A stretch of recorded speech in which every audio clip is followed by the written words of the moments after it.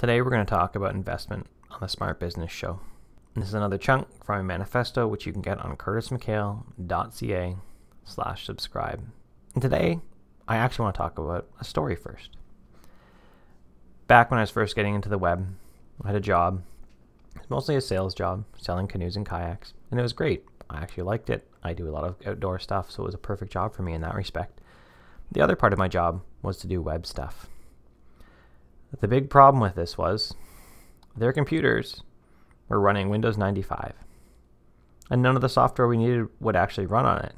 So when I asked for a new computer so that I could run the software, they told me, well, does it run Windows XP? And I looked, and by the numbers, yeah, it did run Windows XP.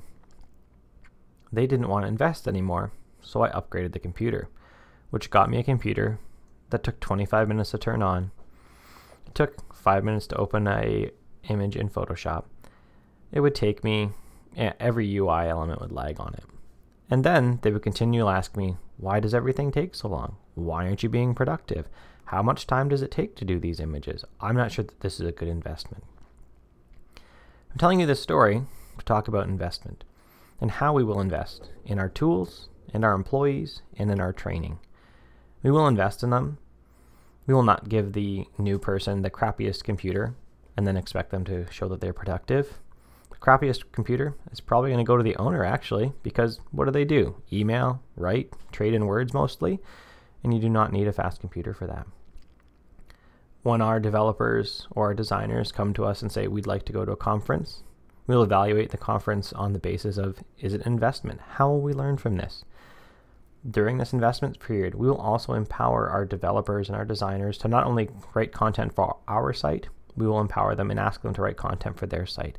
When they come back from this conference, they will talk to the team about the big takeaways of it and how they think it could affect the business. And we will make sure to continually invest.